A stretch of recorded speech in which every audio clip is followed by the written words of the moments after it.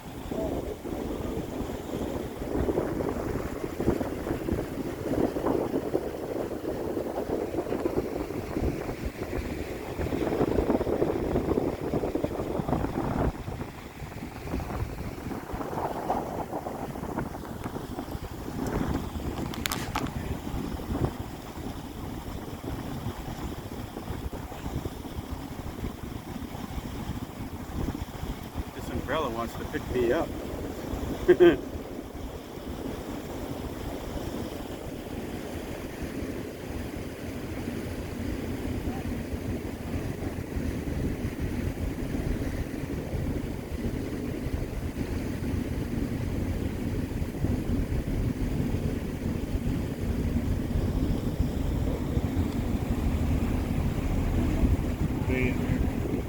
Oh, yeah.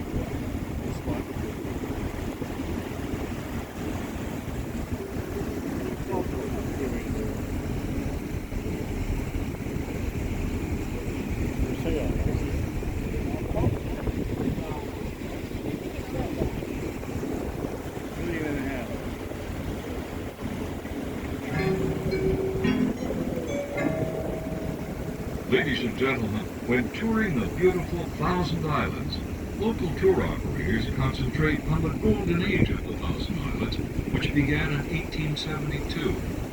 However, the history of the Thousand Islands extends over 1 billion years. The Thousand Islands have been described as roots of ancient mountains. The islands do not lie at random in the river, rather they form a chain-like pattern that happens to run on a slight diagonal across the water. In fact, geologists and ecologists refer to that mountain range as the Frontenac Arch.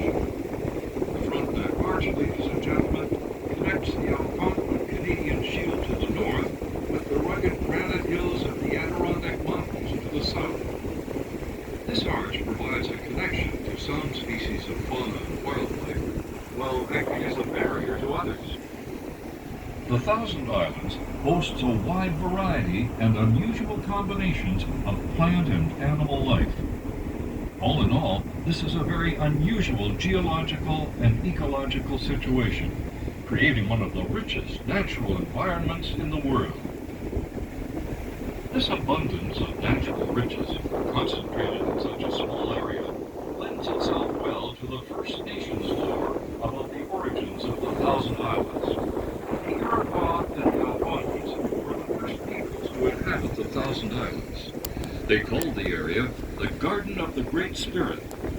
The lore suggests that the Great Spirit Manitou had created a heaven on earth as a reward when native nations at last agreed to stop fighting amongst themselves. The garden was a wonderful land of plenty, where game abounded and summer never ended. The peace between the Iroquois and the Algonquins was short-lived, and the Great Spirit sent forth his spirit warriors with a large hide to scoop up the garden. Just as the spirit warriors had ripped the garden from the earth, one corner of the hide broke free. Some rocks spilled back to earth and remained where they fell, scattered in the river as the Thousand Islands. French explorer Samuel de Champlain is credited as being the first European to see the Thousand Islands. The French called the area Mille Îles, Thousand Islands. The French did not spend time settling the Thousand Islands. Their primary focus was establishing a series of forts and trading posts in the interior of Canada to further develop the prosperous fur trade. The French fur traders used the river as a highway. When their relationship with the Iroquois broke down, they moved further north, away from the St. Lawrence River, utilizing the Ottawa River. It was not until the British arrived, more accurately the Loyalists, that permanent settlements took place on the islands and along the north shore.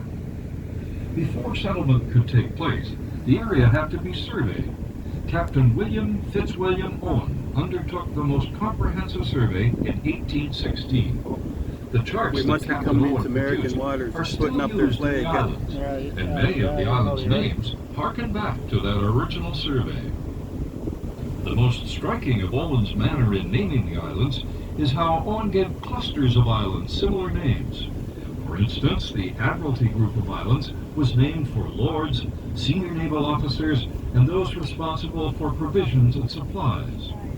The island named Hay Island was named by Owen as Melville Island. Melville was a lord of the Admiralty in Owen's time, whereas the Navy Islands were named after vessels and their crews who served on the Great Lakes during the War of 1812, such as Sir James Yeo Island, naval commander of the Great Lakes Fleet during the War of 1812, based at Kingston, now known as Stave Island. By creating 13 clusters of islands, suggests that Owen had a particular insight into the geographical landscape of the Thousand Islands. Perhaps Owen saw the island groupings as part of a submerged mountain range. From the first peoples to the French and then the British, early settlers in these Thousand Islands recognized the true natural beauty and the abundance of fauna and wildlife. That significance has not been lost on the inhabitants of the 21st century. A dedicated group of volunteers have worked hard to protect the natural beauty of the Thousand Islands. Their hard work and dedication paid off in 2002 with the designation of the area as a UNESCO biosphere, known as the Frontenac Arch Biosphere Reserve.